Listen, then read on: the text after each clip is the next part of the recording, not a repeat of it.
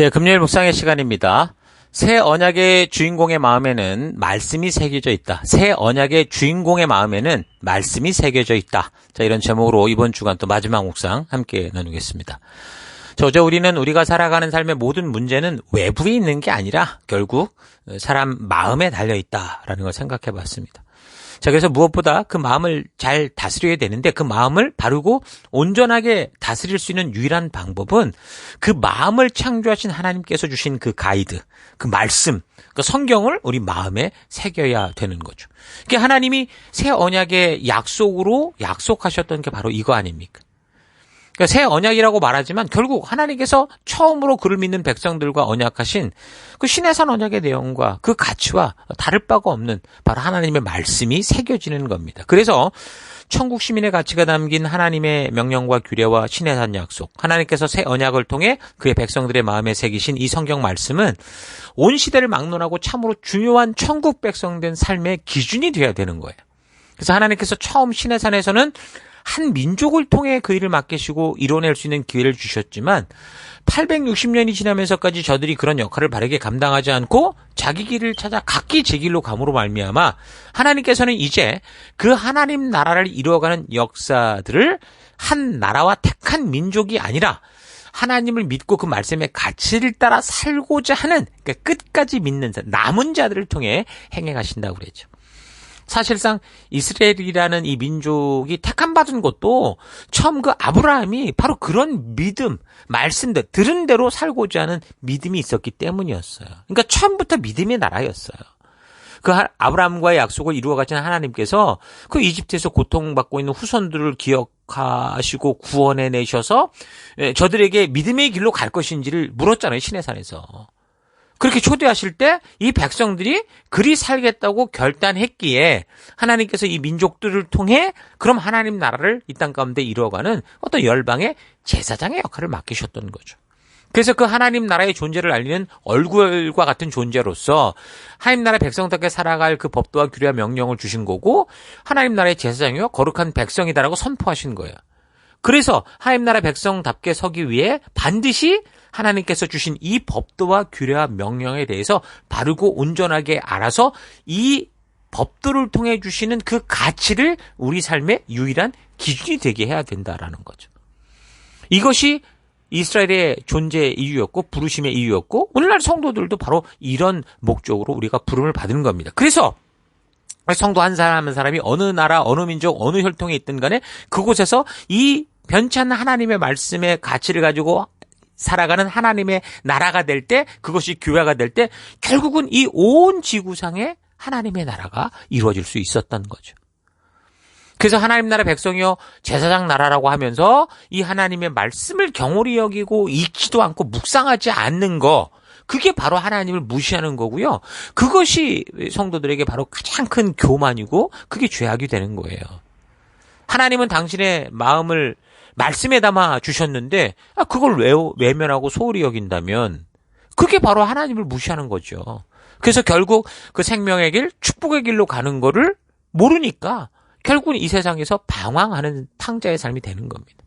근데 자기 혼자만 방황하는 게 아니잖아요. 근데 이게 저들을 하나님의 나라로 인도하는 자로 알고 살아가는 이 모든 인류들, 그러니까 우리는 먼저 부름을 받은 존재로서, 그러니까 앞서가는 자로, 남보다 잘나서가 아니라 먼저 부름 받은 자로 이 길을 안내해야 되는데 그걸 안 하고 내 마음대로 사니 뒤쫓아오는 사람들이 전부 어디로 가는 거예요? 생명의 길로 가는 게 아니라 죽음의 길로 가게 되는 거죠. 사람들은 강한 우상의 힘을 붙들거나 많은 돈과 권세를 줬을 때 그 권세와 돈의 힘 앞에 굴복하는 사람들을 보면서 자기도 모르게 어때요? 자기가 최고인 것처럼 느껴지는 거예요. 그러니까 나라는 사람이 존경스러워서가 아니라 내가 가진 그 권세와 그 돈 앞에 사람들이 굴복하는 걸 보는데 착각을 하는 거죠. 그러나 우리는 다니엘서를 통해 그런 교만은 하나님 앞에서 완전한 패망의 이유가 된다라는 걸 확실히 기억해야 됩니다. 하나님이 권세와 능력을 주신 것은 하나님 나라를 바르게 이끌어갈 수 있는 순종의 도구로서 주신 거예요. 그런데 그 하나님이 주신 것을 마치 자기가 이루어낸 것처럼 착각하고 자기 실력, 내 능력, 내 돈 이렇게 생각을 하니 그게 이제 바로 교만인 거고 그 결과 하나님의 영광을 가로채서 결국 결국은 패망과 몰락, 지옥의 길로 떨어지게 되는 거죠. 역사 속에서 북이스라엘이 그래서 망한 거고 남유다도 그래서 망했어요. 남북 왕국만이 아니라 역사 속에 지나갔던 세상 모든 나라들의 이 삶의 태도를 보면, 그런 삶을 보면 그렇게 처음에는 잘 되는 것 같다가 하나님의 은혜로, 근데 결국 전부 다 그 흥망성쇠, 쇠퇴의 길로 빠지는 것은 바로 그 교만이에요. 교만. 하나님의 말씀을 소홀히 여기고 무시한 결과인 거죠. 다니엘 4장에서도 이 바벨론의 느부갓네살이 그렇게 다니엘을 통해 놀라운 그 역사를 경험하고 친구들을 통해 살아계신 하나님의 그런 이 역사를 보면서도 결국에는 자기가 뭐 이룬 줄 알고 교만에 빠지니까 결국 하나님께서 직접 개입해 하시잖아요. 그가 짐승처럼 미친 사람이 돼서 몇 년 동안을 그렇게 내팽개쳐지는 것을 보여주고 있습니다. 무슨 말입니까? 그 하나님만이 역사의 주관자가 되시고 하나님이 만든 창조의 법칙이 있다라는 거야. 그래서 그 하나님의 말씀, 그 창조의 법칙, 그 말씀의 가치를 무시하고 살아갈 때 결국 어떻게 돼? 개인의 인생은 미친 자가 될 것이고 죽음으로 갈 것이고 몰락으로 갈 것이고 이 나라는 패망하고 멸망하고 쓰러져 갈 거다. 이걸 보여주는 거죠. 그러니까 교만은 자기 스스로 잘난 척하는 것으로 바로 하나님의 말씀, 그 가치를 모르는 사람들에게서 나오는 아주 전형적인 그런 죄악의 열매예요. 교만은 막 저절로 생긴다고요. 하나님 말씀 따라가지 않으면 저절로 막 생겨요. 그 열매가, 그 쓴 열매가. 그래서 하나님이 뭐라 말씀하십니까? 야고보서 4장 6절. 그러므로 일렀으되 하나님이 교만한 자를 물리치시고 겸손한 자에게 은혜를 주신다. 이렇게 말씀하시죠. 교만은 멸망으로 이끌기 때문에 그래요. 사람들은 조금만 잘하고 조금만 나아지면 금세 교만해지죠. 교만은 마치 연기처럼 이 사람의 마음에 막 스며들어요. 다시 말해서 사람이 교만의 함정에 빠지는 것을 막기가 쉽지 않다는 거죠. 그래서 사람은 반드시 어떤 통제하는 게 있어야 돼요. 그게 뭐예요? 하나님의 말씀. 그 명령과 규례와 하나님의 뜻을 마음에 새기는 거고, 날마다 그 말씀 따라 자신을 잘 다스려야 되는 거예요. 그래서 하나님은 당신이 창조하신 세계와 사람들이 교만으로 죽음과 멸망에 이르지 않고 오히려 축복 속에 살아갈 수 있도록, 그래서 하나님이 그 명령과 규례와 이 율법을 주신 거예요. 그러니까 이거는 종교의 법이 아니고 하나님의 백성이 누구냐를 알려주는 거고 어떻게 살 수 있는지를 보여주는 귀한 축복의 말씀인 거죠. 가장 기준이 되는 게 그래서 시내산 약속인데 그 약속을 통해 그 글로 다 적으라고 그래서 우리에게 전해준 거예요. 모세오경이 그래서 중요하다고 자꾸 말하는 거예요.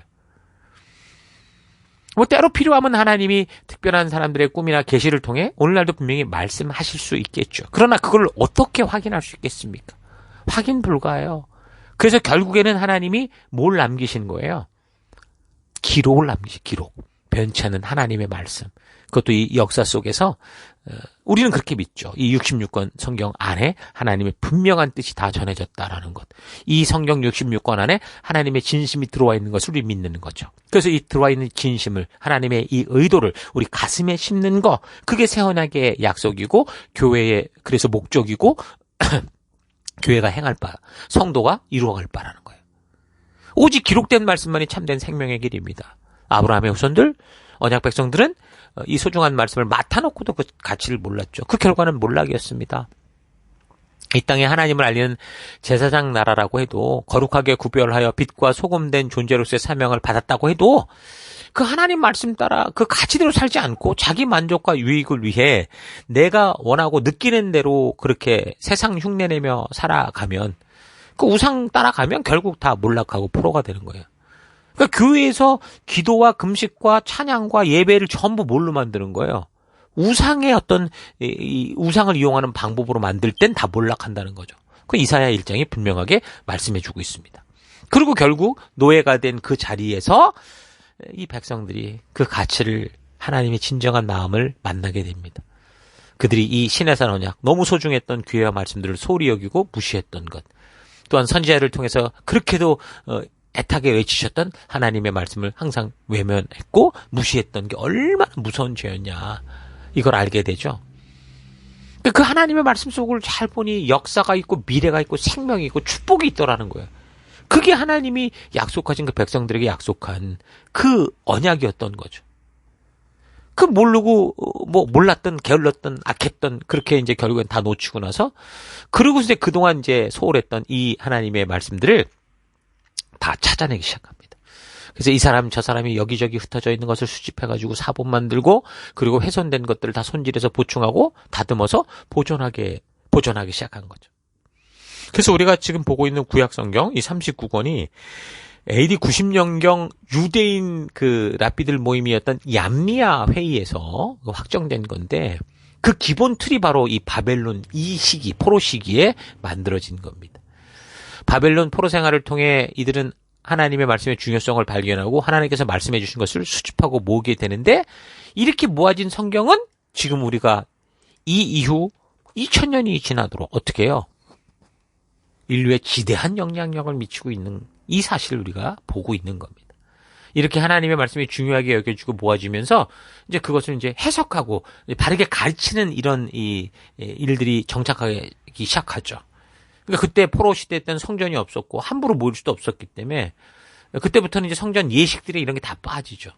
그리고 이제 이 말씀을 가르칠 수 있는 그런 리더들을 중심으로, 그러니까 랍비들을 중심으로 말씀을 읽고 그 의미를 또 되새기는 그런 모임이 시작된 겁니다. 이런 걸 하던 그 작은 그룹 모임 장소를 바로 이제 시네고그, 회당이다 그렇게 불렀죠. 예수님 시대나 사도의 시대에 볼 수 있었던 이 회당 모임의 시작이 바로 이 바벨론 포로 시대로부터 이제 출발한 겁니다. 바벨론 포로 시대에 시작된 이런 회당 모임이 포로에서 돌아와서 예루살렘 성전을 재건하고서는 다시 성전 예식 중심적이 되는 듯 했지만 제2의 예루살렘이 세워지면서 그렇게 보였는데 그러나 역사적인 여러 상황을 볼 때 분명한 것은 결국은 이제 그 1차 포로 처음 예루살렘 성전이 무너진 이후에 사실 의미가 없었어요. 제사 중심의 성전 예식에서 말씀 중심의 예배 쪽으로 더 힘이 실리된 거죠. 그러니까 결국에는 새 언약의 성취를 이뤄나갈 수 있는 그 하나님의 나라, 그 교회가 온전한 모습으로 이제 이어지게 되는 겁니다. 그래서 말씀 중심의 흐름이 되긴 했으나 이제는 그것이 또 지나쳐서 예수님의 시대 바리새인들과 같이 이 율법적 종교주의로 치우친 극좌, 극우를 왔다 갔다 했던 거예요. 과거에는 극좌라고 했으면 이제는 극우 형태가 된 거죠. 그 말씀을 바르게 지키겠다고 하다가 하나님의 진실한 뜻을 뒤편으로 또 밀어버리고 자기들이 중요하게 여기는 종교적 행위, 율법주의의 그런 형태로 빠지게 되는 겁니다. 자, 이런 상황들을 계속해서 우리가 말씀을 통해 살펴가야 돼요. 자, 이번 주간 우리는 1장에서 6장까지 70년 이 포로 시기와 관련된 역사를 살펴봤습니다. 역사의 이야기는 참 흥미롭죠. 그러나 단지 이게 재미있고 흥미로운 걸 넘어서 그 사건과 이야기들 속에서 하나님의 진실한 뜻을 만나고 또한 우리가 이 시대 속에서 어떻게 살아가야 될 것인지를 아는 참된 하늘의 지혜를 얻기 바랍니다. 여러분의 삶의 현장에서 다니엘과 그 친구들처럼 하나님의 뜻대로 살기 위해 목숨 거는 믿음의 그런 모험들을 해보실 수 있기를 바라요. 그러기 위해서는 무엇보다 하나님의 뜻을 바르게 알아야죠. 자기 혼자의 열심과 욕심으로 하나님을 기쁘게 하고자 하는 그런 욕망이 아니라 하나님의 뜻이 무엇인지를 바르게 알고 그 뜻을 따라 그대로 살아내고자 하는 그런 모험을 말하는 건데 그러기 위해서는 하나님의 뜻이 계시가 담긴 이 말씀, 이 성경을 바르게 알아야 돼요. 그래서 우리 계속해서 이제 성경을 연대기적으로 살펴가는데 역사와 더불어 하나님께서 우리에게 말씀하시는 귀한 하나님의 의도, 진심을 알아가는 일에 우리 최선을 다하십시다. 그래서 바르고 빠르게 이 성경을 알아서 하나님 말씀대로 하나님의 의도를 알고 그 뜻대로 살아가는 여러분과 제가 되기를 바랍니다. 자, 오늘 하루 그 무엇보다 우리의 마음을 바르게 지키는 하루가 되기 바랍니다. 우리의 마음을 바르게 지키기 위해서는 하나님께서 예레미야 선지자를 통해 약속하고 성취하신 새 언약의 그 자리로 나아가야 돼요. 하나님의 진심을 마음에 새기는 것. 주님의 말씀. 이 성경이 태초로부터 마지막 새하늘 새 땅이 우리에게 임하는 그 기로까지 하나님께서 인도해 주시는 그 길을 바르고 빠르게 우리가 마음에 새겨야 됩니다. 하나님의 진심이 이 성경에까지 담겼다고 믿는 게 기독교라고 그랬어요. 그게 성도입니다. 그렇다면 우리는 이 하나님의 말씀을 바르고 온전히 알아야 되는 것이 성도로서의 가장 첫째 되는 사명인 거죠. 봉사가 먼저가 아니에요. 사역이 먼저가 아니라 하나님의 뜻을 아는 것. 가나안 땅이 먼저가 아니라 시내산에 서는 것. 이것이 가장 먼저 이루어져야 될 우리의 사명인 겁니다. 하나님의 뜻을 알고 그 진심을 바르게 알아야 우리가 이 땅에서 어떤 환경과 상황을 만나도 무엇을 위해 왜 어떻게 살아야 되는가를 바르게 알 수 있어요. 그래서 이 하나님의 말씀을 소홀히 하고 무시하고 늘 외면하는 게 바로 교만인 거고 죄악인 거예요. 근데 얼마나 많은 교회당에서 얼마나 많은 교인들이 성경은 전혀 펴보지도 않으면서 스스로를 신앙인이라고 생각하고 있습니까? 교회를 50년 다녀도 하나님의 진심을 모르고 종교 생활을 하는 사람들이 많아요. 성경의 정보, 교회 문화는 너무도 잘 알고 직분까지 가지고 있는데 성경을 통해 하나님의 진심을 만난 적이 없는 그런 사람들이 너무도 많다는 거죠. 여러분, 바르고 빠르게 하나님의 진심을 알아가십시다. 다니엘처럼 그런 위대한 신앙의 삶을 살 수 있는 그런 길은 단지 굳게 결단하고 헌신 예배 드린다고 되는 게 아니라 하나님이 그 백성들에게 직접 주신 그 말씀을 바르게 알고 그 말씀을 통해 그가 이루어오신 역사를 통해 하나님의 진심을 제대로 만나야 돼요. 하나님의 진심을 만나면 순교하라 하지 않아도 내가 피할 수 없는 길이 어떤 것인지를 알고 그 길을 걷게 돼 있어요. 다니엘과 그 친구들이 뜻을 정한 것은 자기들끼리 무슨 도원 결의를 한 게 아니고 하나님의 말씀대로 살기 위한 하나님의 뜻이 무엇인지를 이들이 분명히 알았기 때문에 그대로 살아서 그 거룩함을 지키려고 했던 거죠. 말씀을 알아야 바른 순종을 할 수 있어요. 말씀을 알아야 바르게 기도하고 바르게 섬기는 삶을 살 수 있습니다. 말씀을 바르게 알아야 순교의 자리에서도 피하지 않고 믿음의 길을 걷는 성도가 될 수 있습니다. 그렇지 않으면 섬김의 자리에서도 리더의 자리에서도 직분자의 자리에서도 불평과 불만으로 가득 찬 종교 생활을 하는 종교인이 될 뿐이라는 겁니다. 교회에서도 굶어 죽는 일이 생긴다라는 거예요. 그러므로 오늘 하루 하나님의 말씀을 통해 하나님의 진심을 알고 말씀대로 살기 위해 이 다니엘처럼 정말 목숨 건 길을 믿음으로 걸어나는 말씀이 중심이 되는 거룩한 주의 백성 되기를 주의 이름으로 축원합니다. 자, 오늘 하루도 힘내십시오. 잠시 기도하겠습니다. 하나님은 나의 진심을 원하시는데 나는 나의 종교적 행위만 드린 것 회개합니다. 하나님께서는 교만한 자를 물리치시는 분이신데 그 교만이라는 것이 하나님의 말씀으로 바르게 마음을 다스리지 않으면 연기처럼 스며드는 것이다 라는 사실을 기억하고 항상 말씀으로 내 마음을 살아있게 하는 하루하루 되기 원합니다. 교회에 오래 다닌 것을 자랑하는 인생이 아니라 말씀의 가치로 깊어진 삶의 열매를 맺어서 함께 걷는 이들로 하여금 이 열매로 건강하게 할 수 있고 이 열매로 다시 열매 맺는 나무로 자라게 하는 그런 삶 살아가기 원합니다. 하나님 새 언약으로 초대된 그 하나님의 성도들의 마음에 말씀이 새겨져 있는가? 이것이 새 언약 백성된 증거라는 이 사실 잊지 않고 주의 말씀을 내 가슴과 마음에 깊이 새기며 그 길로 걷는 내가 되길 원합니다. 함께 하심을 감사드리고 예수님 이름으로 기도했습니다. 아멘.